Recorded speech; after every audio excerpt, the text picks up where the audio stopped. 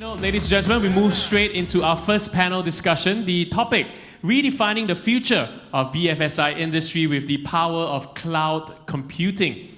Now, the panel will address cloud adoption for digital transformation and how is cloud transforming the banking and financial industry. What are some of the challenges and what are some of the potential points of cloud in BFSI. So, ladies and gentlemen, I'd like to firstly welcome our moderator for this session, Neha Agarwal, Vice President, Technology Audit, Citibank. All right. Our panelists for this session, Queenie Chan, Executive Director, Head of Strategy and Transformation in CPBB Standard Chartered Bank, Vasanth Kumar Rajarathinam, SVP Development Lead, Enterprise Risk, DBS, and Nathan Besh, Senior Director, Product Management and Technical Evangelism, Apptio. Ladies and gentlemen, can we give our panelists a big round of applause, please?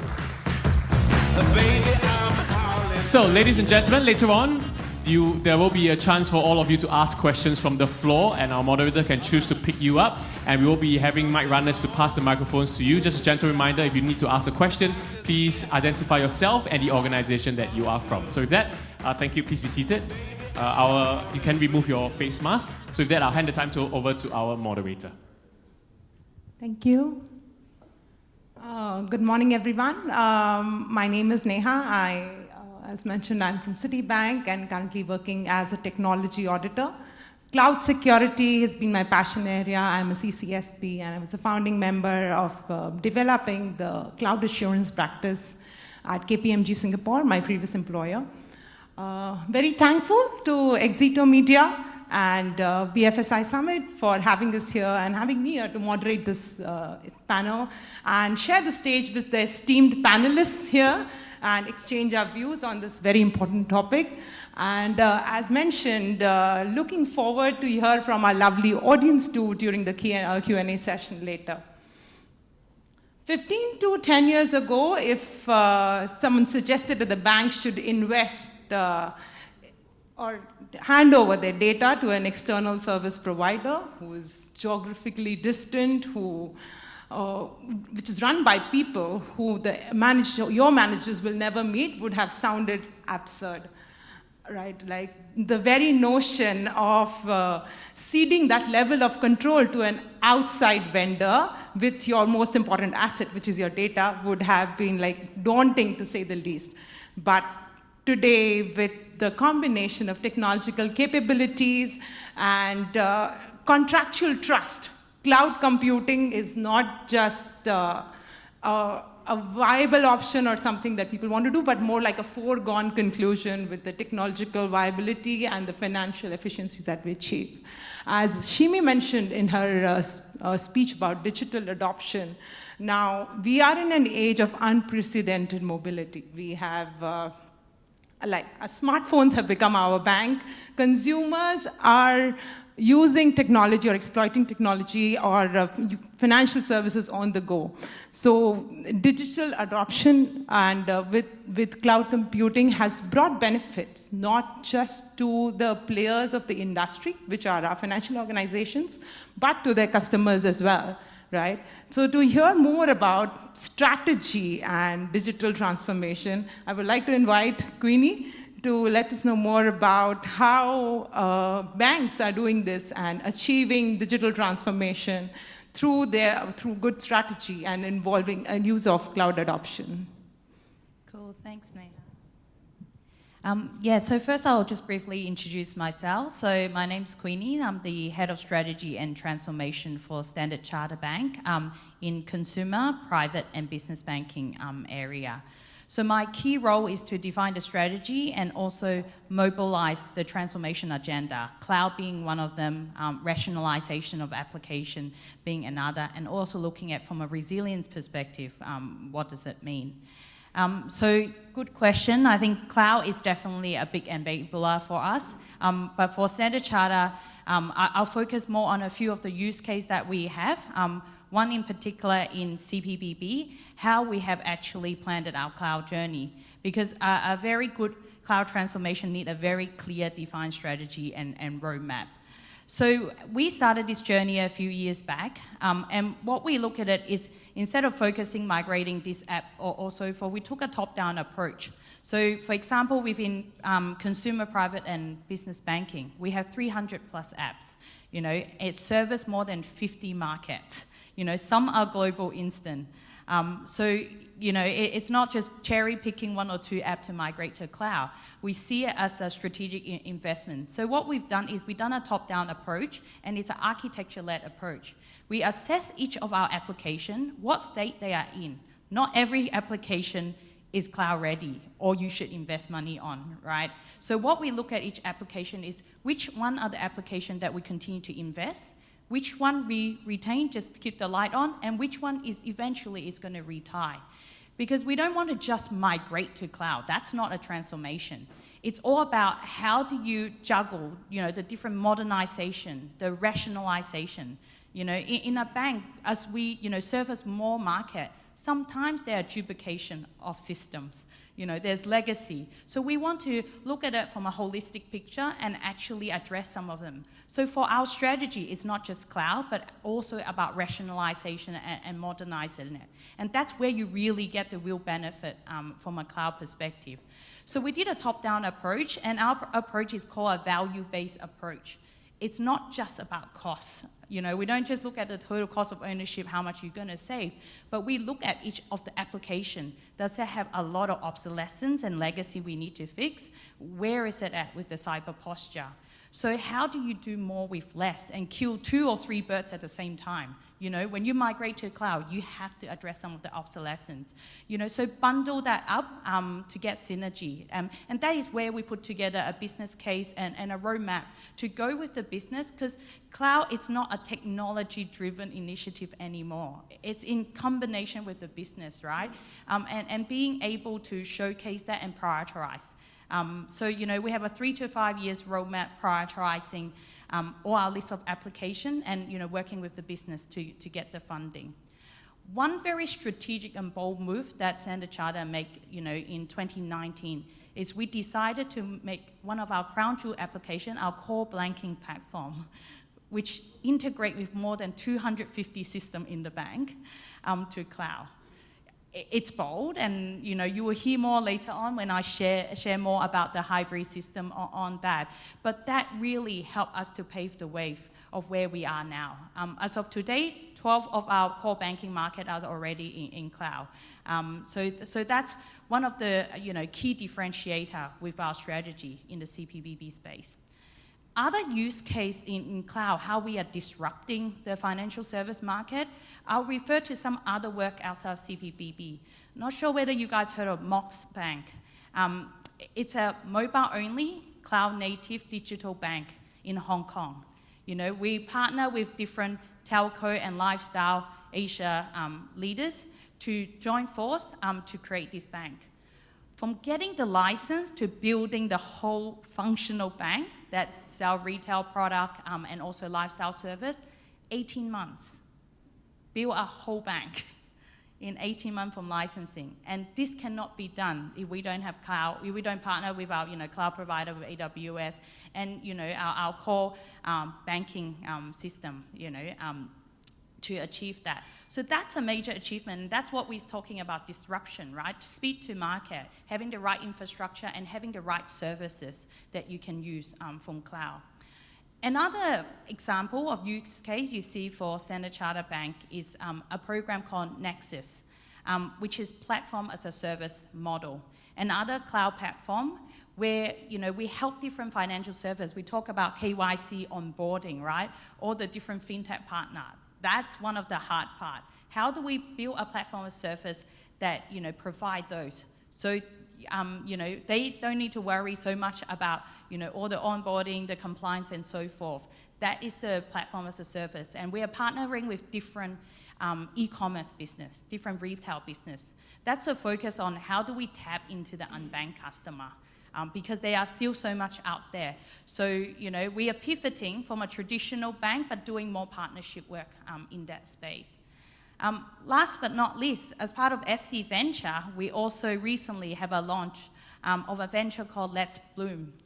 So it's, again, another platform as a service model, but we are helping different FI to move to do development in cloud. So, you know, we, not only as a bank, but as a venture, actually supporting other FI partner to move more into cloud, be it with AWS, be it with, you know, Azure. So there's different cloud provider as such. So as you see, you know, with cloud, we are pivoting with so many different models. And people will question, why you as a bank helping other FI? You know, and the key is you can see it as a threat or you can see it as an opportunity. And Standard Chartered Bank choose it as an opportunity to partner because the pie is big, you know, there's still so many unbanked customers, and we can share the wallet with many and to, you know, deliver value for our customer. So yeah, that's a quick recap. Lovely to hear that, Queenie, especially the value-based approach. And I do agree totally with that notion of modern day, it's no more the society of the big fish eats the small fish, rather it's a fast fish which overruns the slow fish bit. Like you said, coming up with an entire bank with a cloud-native application in just 18 months, that's fabulous. Understanding this from a strategy perspective. We would also like to understand the operational or the tactical perspective to cloud computing. How is it bringing benefits to the BFSI industry in general? Maybe we would like to hear from Vasanth on that. Thanks, Neha, and thanks. So just to introduce myself, my name is Vasanth Kumar. I'm a development lead in DBS Bank. So I take care of building and managing applications within the enterprise risk platform. Some of these applications include loan origination systems, credit decisioning systems, integration to credit bureau services, digital fraud detection, and also collection systems. So in terms of benefits that we have achieved through this cloud adoption, I see them in three broad areas. The first and foremost is something I call as application development or application modernization. So we have moved away from this tedious manual processes in our applications to building more of real-time online services. So one example I can give you is in our loan application process. So we have built straight-through processing workflows, which are now integrated with our digital channels and also with our partner ecosystems as well. So our customers today can go to these channels, apply for loans, and get an instant approval rather than having to wait for days like earlier. Okay? So other than this, we've also migrated some of our legacy applications, which are either monolithic in nature or mainframe applications into these cloud platforms. So when I talk about migration, it's not just about lift and shift, but we are completely re-architecting, rebuilding, redesigning these applications, following the standard cloud guidelines, like 12-factor app and many other guidelines that are available publicly, and with which we have received a lot of benefits in terms of modernizing our apps. So today, I can say within our consumer risk platform, we have migrated all of our apps to these cloud platforms, except only one, which is also due for migration by end of this year. Wow. So I can safely say that all our applications today are either cloud native or cloud ready. That's how it is today. The second area where we have seen quite a bit of benefit is operational efficiency. So operational efficiency is more of, so what we are trying to do is, in terms of moving some of our batch applications, which were running earlier for days and hours, right? So we have built them as short-lived microservices. So they are, I mean, typically people think these type of applications are not fit for cloud.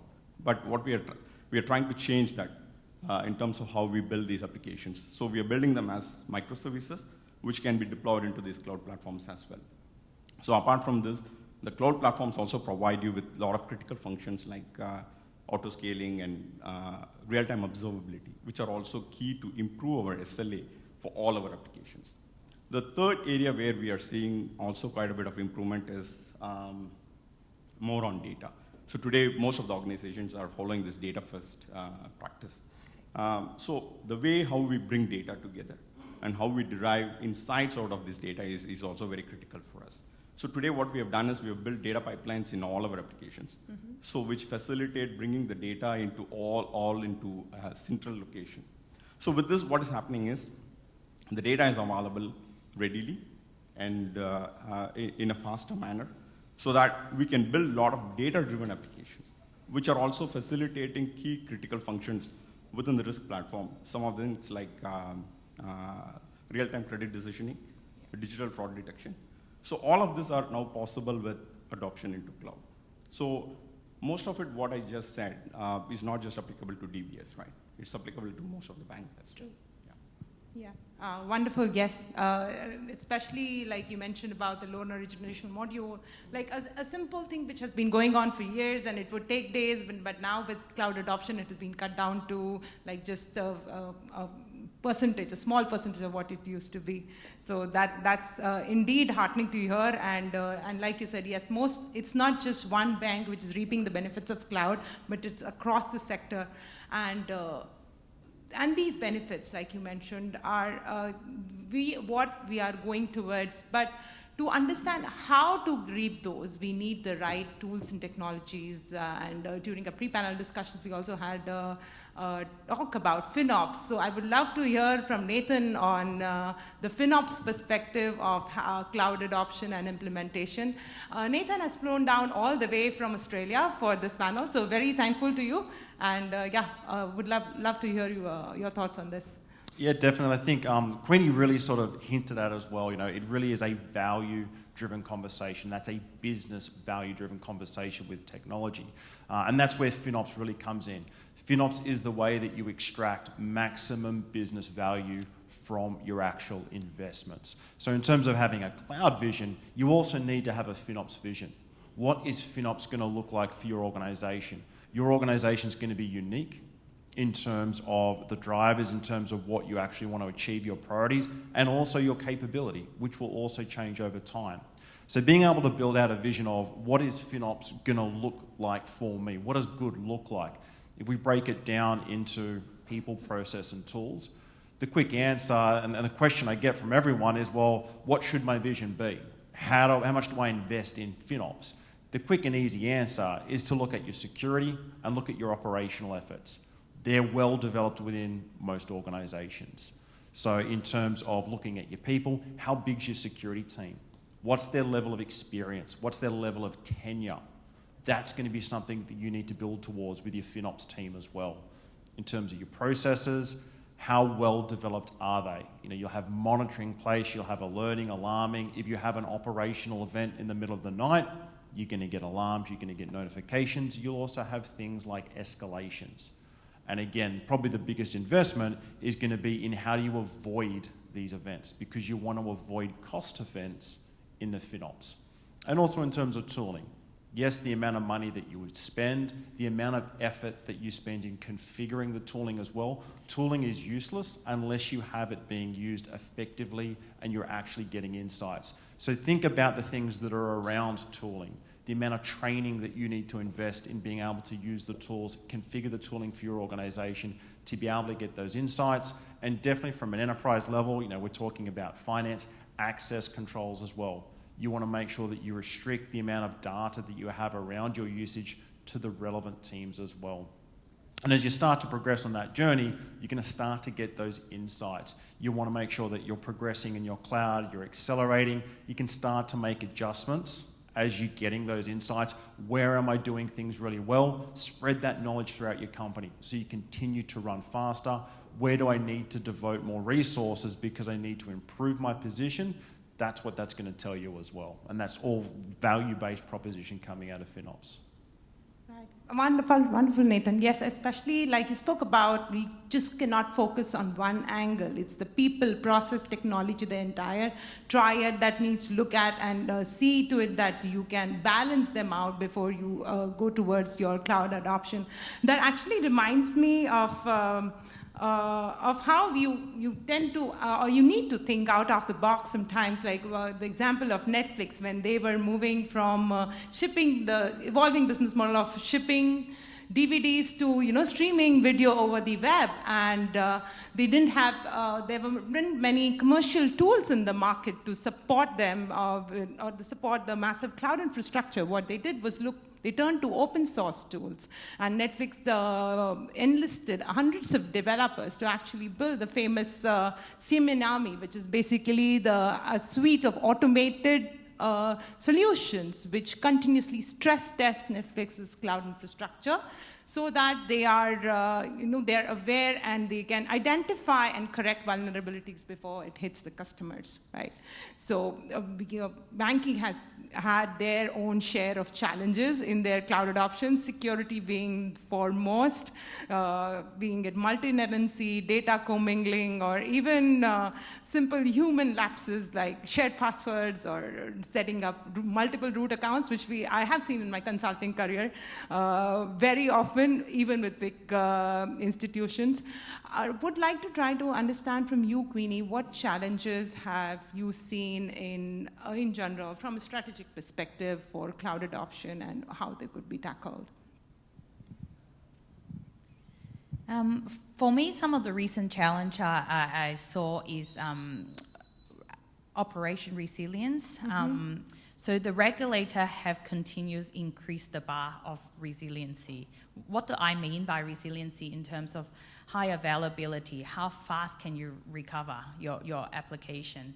The traditional on-premise way of just on-prem, having your data center, a separate DR, active, that doesn't, really comply to the increase of standard anymore, because what if your DR also corrupted? So you don't have a second version. How fast can you build your whole system from scratch? How fast can you restore all your database from scratch? What if the whole region where your data center is, due to political arrest, due to flooding or any disasters, it's all swiped out?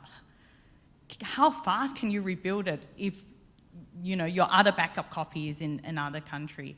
There are so many different scenarios that the regulator are putting through in terms of resiliency, because as a bank, if our system are impacted, it have big customer impact.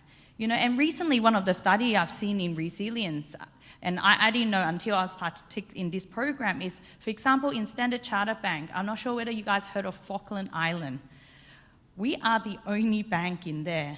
So what actually happened, the impact, it might be a smaller market, but the impact is very big for the island. Because imagine if that bank, the digital system is down, or the branch is impacted. That means the whole island do not have banking service, right? Other countries, fine. Most people can maybe get money from other banks and so forth. But that is, the magnitude of in-depth analysis we're looking at. Being a bank of 50+ market, resiliency is very important. And I guess, cloud, it's a very cost-effective way to help us to manage that with the multi-region and the different availability zone. So for example, for our core banking system, now moving to cloud, we are actually at 6 different regions, and in each region, we have 3 availability zones. So if something do happen, at least we have another data center, and at least we can redeploy and spin it up, So, and what if the whole country is disrupted? We also can spin it up. So that is one of the key challenges, and I think cloud help us to configure and pivot as the degree of resilience have increased from the regulator for us to comply. The other area that we see is data residency. Certain market, in particular Southeast Asia, with India, with Indonesia, the regulatory requirement is your data need to be hosted in that particular country, locally. So again, I think with different cloud provider, with different region, it actually helped us to achieve some of those. And recently with AWS, at the end of the year, they have opened their region in Indonesia. So with Indonesia, I think that's what 𝐂𝐚𝐬𝐻 focus on. Singapore and Indonesia is the biggest financial hub. We're seeing a lot of fintech activity. So, Indonesia is an area we continue want to grow, and we want to make sure we can leverage on cloud and also solve for the problem of, local data in that space. So these are some of the regulatory requirements that are challenges, but, the cloud solution have provided a more effective way for us compared to on-prem. Another one challenge for us is resourcing and talent. You know, it's not just from the pandemic, but if everyone is moving to cloud and the power of cloud computing across all industry, how do we continue to recruit, retain our talent? So for us, you know, internally as a bank, we also build different, you know, cloud academy to continue to train our staff to support them. And we also partner with our cloud provider. For example, we have AWS Game Day, which is hand-on experience on different use case. And they more target to more executive, because it's important your sponsor actually understand the benefit of cloud. So the last AWS Game Day I participate, it's a one-day event where they give you a use case. You don't have to be tech savvy, you know, but how do you actually spin up an environment? You know, how do you use different servers? And we have to create an application for our relationship manager to predict the pricing of the share market. So we use different servers to actually spin up the application, build it all in one day, and we play against each other based on our analytic and the machine learning you get from there. Who is the biggest winner from a relationship manager? So, you know, in terms of, you know, acquiring talent, continue upskilling, it's not just with the technical staff, but also with the executive, because the number one secret sauce of a cloud transformation is executive sponsor.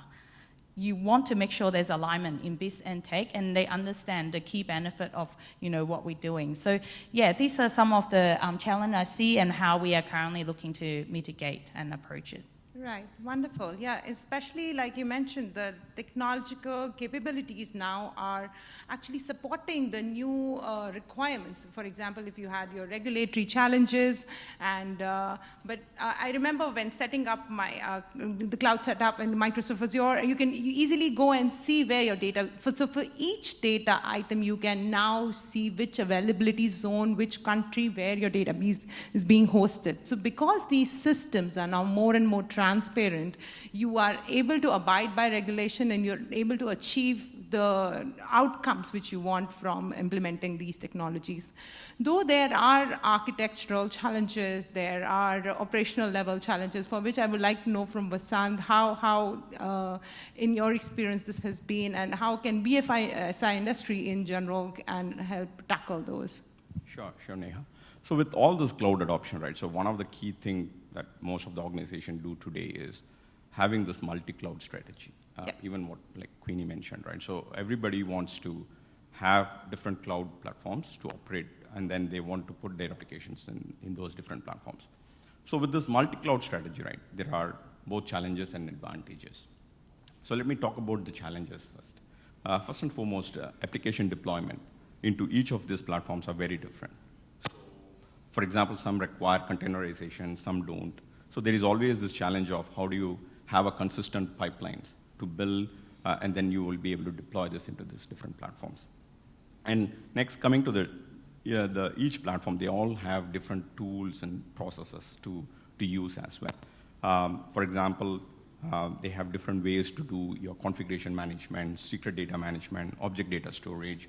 So all of this are bringing a lot of challenges to the developers who are using it, and the learning curve for the developers is becoming steep, like what Queenie also mentioned, especially in today's world when attrition is high and we are not able to find the right talent here in Singapore.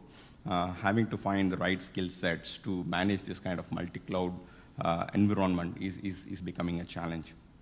The other key issue I see here is observability, which is a key function why people want to move to cloud, right? Because you can have an instant way of monitoring and managing your applications, what goes wrong and how you can fix them in a proactive manner. But again, when it comes to these multi-cloud platforms, the capability that is available in each of these platforms are very different. So you don't have a consistent way to monitor and manage your applications. So these are some of the challenges that everybody who is managing a multi-cloud platform today are facing. But again, it's not all gloomy, right? So there are also quite a bit of advantages over there. So from an advantages perspective, I see that having a multi-cloud strategy also reduces a lot of risk. So as they say, don't put all your eggs in a single basket, right? So you can have an option to have multiple platforms so that you can deploy your applications. And then you also get to choose the right platform for your right application. Okay, for example, if a particular platform is providing you with capabilities which are very focused on data engineering, and if you're building an application which is very data-centric, you have to process a lot of data, you have to build a lot of ETL pipelines, then you could choose the platform which provides the right capabilities for these needs. And then the most important thing is also about how you build your applications for this multi-cloud strategy. If you are following the standard cloud guidelines and you're building platform agnostic applications, then it is a good fit for a multi-cloud strategy because some of these platforms also have proprietary services. And if you're building your applications based on these proprietary services, then it becomes very difficult and tedious to migrate these applications between different platforms. Okay? But on the contrary, if you're building a platform agnostic application following the standard cloud guidelines, then it becomes very easier for you to move these applications around, and you have a very less concern when it comes to vendor lock-in. Okay?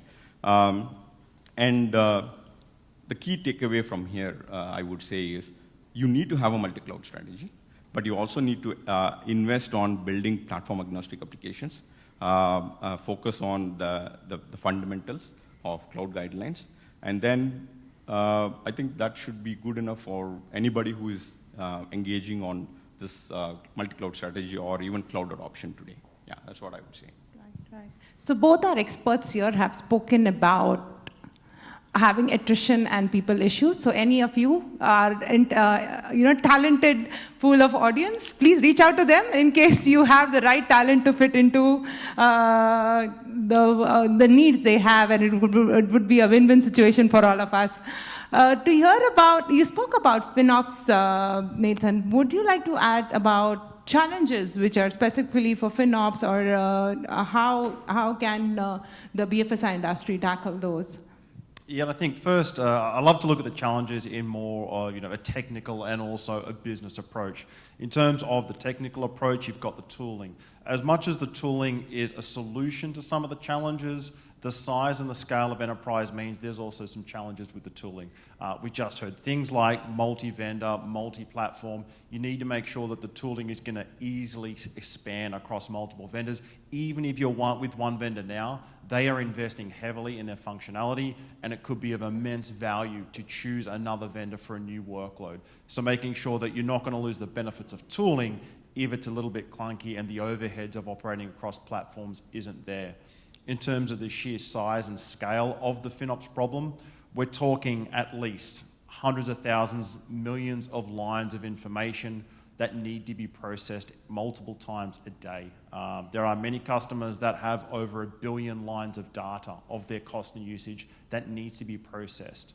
So the sheer size and scale of this problem is pretty big. Also, that data needs to be enriched. We keep talking about the business value. That data is not accessible to your people unless you enrich that data.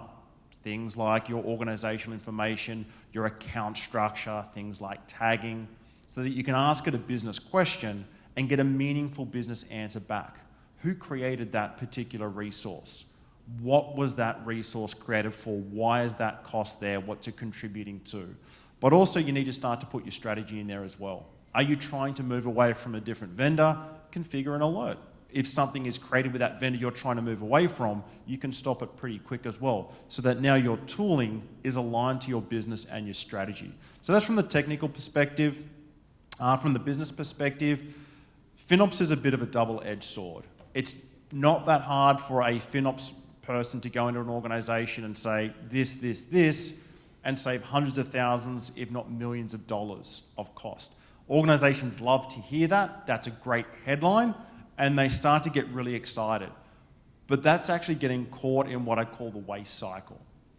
Waste in the cloud is extremely expensive because you pay for it 3 times. When you create it, you're paying for it. Each and every hour, each and every minute of the day, you are paying for that waste to be there. You then have to find the waste. You've got tooling, somebody needs to do the analysis, and this is where it gets expensive. You've got people involved, people's time. Maybe they need to meet with teams, spend multiple hours talking about what is this for, why is this, across multiple teams. So you've got to find the waste. Then you need to remove it. Somewhat simple from a technical approach, but maybe there's validation. You've got to talk about it in the next meeting. Again, you've got multiple people's time. So that's the challenge, is getting out of that waste cycle. It's a great headline to save money, but it's an indication that you are stuck in that waste cycle, paying for the waste, paying to find it, paying to fix it. And that's where you need to get to in terms of FinOps, is getting out of that cycle. It's about business insights. Ask the tough questions, and working with finance, that was some of the great opportunities I had in my early days. They asked to ask the tough questions. Why is this waste here? How did it get here? And how did we allow it to continue? What do we do to stop it from happening again is by far the most important challenge. Get out of that waste cycle. Use the insights to drive your strategy to avoid waste in the future. Right, yeah, it's absolutely so important to keep the business objective throughout in your mind as to what you want to achieve. For example, in audit, we have this adage which says you never put a $10 lock on a $5 bicycle, right? You work according to the value of your asset. If we talk in terms of what MAS, the terminology used by MAS and even Association of Banks in Singapore, they would talk about material workloads and standard workloads. So material workloads are like your crown jewels, which you need to protect with all your heart and soul, whereas your standard workloads are ones which may be given only the attention which they need. So we have often seen that BFSI has been a strong proponent of the hybrid model, where they protect their crown jewels by putting them on their private cloud, keeping them safe enough, whereas the standard workloads would be put on your regular public cloud, where they can reap the benefits of economies of scale, your pay-per-use, and all the benefits that cloud has to offer. We would like to hear from you, Queenie. How have you seen the hybrid approach transformation, or where do you see the future of BFSI in terms of hybrid cloud?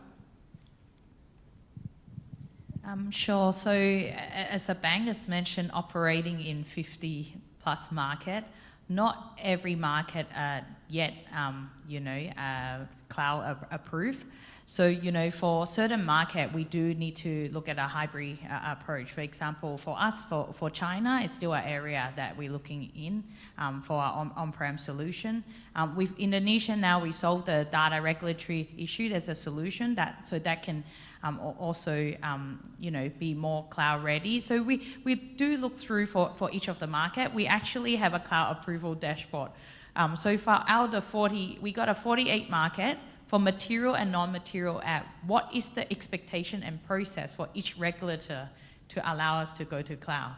Because imagine one application have so many market.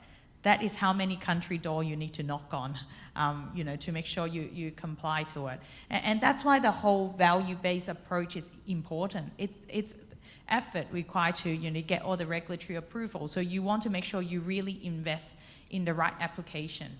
And for us, sometimes the majority of the application are crown jewel application. And that's why, we started on the journey to move our core banking, Atlas core banking system to cloud, because we know we eventually have to deal with it, and that's where you get the main benefit is. So yeah, hybrid solution, it's to stay, until there's clearance across so many of those markets.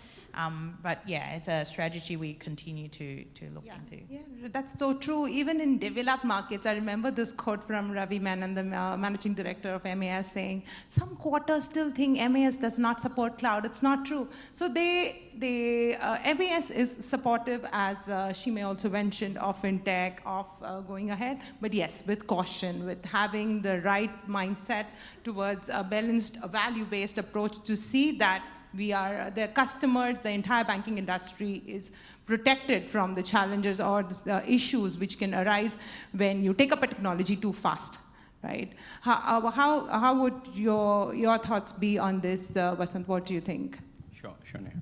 So on the hybrid cloud, right, so there are few ways we can actually look at it and we can derive advantages from that or benefits from that, right?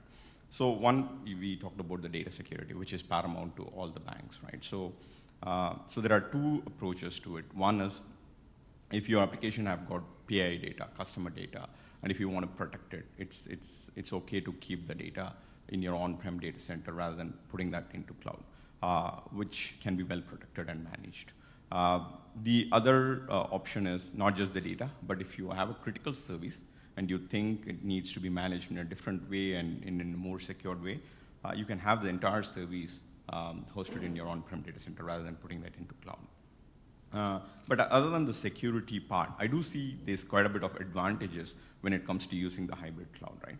For example, if most, and not just for us, right, most of the organization and banks today are building machine learning applications. So when it comes to the phase of training the models, it requires massive compute capacity, which you don't have to invest in your on-prem data center and pay for these hardware and infrastructure. But you can use on-demand resources in cloud to train the models. And then once the models are trained, then you can put them back in your own data center for operationalization. And then the third area where I can see quite a bit of benefits is when we talk about cloud, everybody thinks of public cloud. Not necessarily that the cloud needs to be public, right? Today, many organizations have embarked in a process where they have deployed cloud platforms in their own data center itself. So you can still have a private cloud in your own data center and have all the benefits that a cloud platform would offer. So that is one way of having a hybrid setup. Even within your data center, you can have your own traditional workloads and also have a private cloud which provides all the cloud native capabilities as well. And then the last one is more on in terms of if you are planning on cloud adoption now, if you're starting now, so then hybrid cloud strategy will be a lot of help because you can have a progressive migration of your services into cloud. So where you will still run part of your services workloads in your on-prem data center, and you can progressively migrate, which is not critical. You can move them fast, and you can have different type of strategies. So during this period, you will still have a hybrid setup where part of your services are running in on-prem data center, and part of them are running in public cloud. And then you can have a means to bridge them together as well. I think there are multiple ways to manage a hybrid cloud setup. Yeah. But it also ties back to what the bank needs or what the organization needs, and then look through the strategy and then go for a particular way of moving your services and data to cloud. That's what I would say. Yeah. Absolutely. The incremental approach here is what usually you would follow. Even when you're moving to any new service, you would want to have that assurance that you go slow and steady while not going too fast as that you fall too often. With FinOps, have you seen, Nathan, how has it been in terms of, is there a strong support towards hybrid cloud, or what has been the strategy in this area? Yeah, and I think probably the first thing is I think the perception of hybrid really needs to change. I did work for a cloud vendor for many years, and it's interesting to see over the last 5 years the change in messaging and also the change of investment. So vendors are putting a lot of effort into making hybrid cloud work, both the cloud vendors and also the industry as well. So operating a hybrid model is now a lot easier from an operational perspective. There's tooling that spans everything. So it's very feasible from an operation perspective to operate in a hybrid model, but also much more feature rich. Hybrid is cloud as well. So any innovation that happens in cloud, all that innovation and the good stuff in cloud instantly is in hybrid as well. So it's much more feasible. With FinOps, you can really understand your workloads at a much more granular level. As Queenie said in a first response, if you can't migrate a workload because of the cost and it's not feasible, you can't get access to the cloud. The value proposition of cloud is simply not there because of the cost of migration. By using FinOps, you can understand at a component level your workload and understand where the value and the expenses are in your workload. So for example, something like a database. At middle of the day when you've got a lot of usage, you're getting value and efficiency from the database, but at night time when no one's using it, you've got huge costs with no value. So you can look at that component and not only go to cloud, but you can go to the best parts of cloud. You can jump to things like a managed database service, all the operational costs, all the overhead are pretty much completely gone. Or go more towards things like serverless and application level services. So not only have you lost things like the operational costs and overhead, but the scalability. at 2 o'clock in the morning, you're not paying anything because it's pay as you use. There's no usage as well. So taking that component level view, having that insight to the efficiency of your workloads at a very granular level, you can start to look at different components of your workload and take advantage of that hybrid cloud model. And then, of course, if that changes the value proposition of the entire workload, maybe a migration does make sense, or you continue to build and add features, get more market share, and build it out in the cloud and access new markets as well. Yeah, brilliant discussion and very interesting points. Maybe we'll take this chance to hear something from our audience, if they have any questions for the panel, any of us. Wow, we have been so convincing and so nice. Oh, there's somebody there. Can somebody help pass the mic to them? Thank you. May I request you to introduce yourself first before you put the question? Thank you. Thank you. Hi. My name is Ashish, and I'm currently working as Head of Introductory Technology in Standard Chartered Bank. My question to the panelists is, with more and more BFSI organizations sort of shifting towards cloud adoption, how is cloud adoption contributing to the ESG agenda of all these organizations as well? Because we, as the financial institutions, have committed ourselves towards the ESG agenda as well. So, any thoughts on this from the panelists? I will give it to your colleague here. Queenie, since you mentioned about the digital transformation, the overall, from a strategic perspective, yes, ESG is a very important agenda now. So yeah, happy to hear your thoughts on this. Yeah, so for Standard Chartered Bank, one of our motto is "He's for Good," and we are very purpose-driven. So sustainability, it's a big bold stand for us in accelerating zero. So cloud does bring benefit on sustainability, but for us at the moment, it's an early stage. Because it's not about just migrating one app to cloud. So that's why when we look at a holistic strategy is how do we reduce our data center footprint when we move X percentage of workload to cloud. And for the same amount of workload, comparing to how, the bank data center versus, the different cloud data center, they might be more carbon emission efficient. So that is also another element that we look at. So we are at the very early stage that we have access to carbon emission dashboard from our cloud provider. All the different cloud provider in last year, they all have developed a dashboard to focus on ESG. And any way to attack efficiency and improvement is first we need a baseline. And via access of the dashboard, at least we have a way to measure it. And then through that, that's where we can sort of look at how do we optimize some of our consumption. But we're still at early stage, but it's one of the agenda we're seeing how cloud can actually improve it through data center footprint reductions. Anybody would like to talk, add to this? Yes. Thanks, Nick. Yeah, and of course, from a FinOps perspective, my previous role was with AWS, building out the cost optimization pillar. And one thing, there is now a sustainability pillar in well architected that was released. And when we started to build that out, there's obviously a lot of parallels and a lot of synergies between cost optimization and sustainability purely from the waste perspective. But also with FinOps, again, you can ask the more detailed question is where do you have very large problems in terms of efficiency? So you can start to make bigger progress quickly by understanding what challenges do you have and where to tackle them as well. Great. So we are just at the mark of our time for this panel.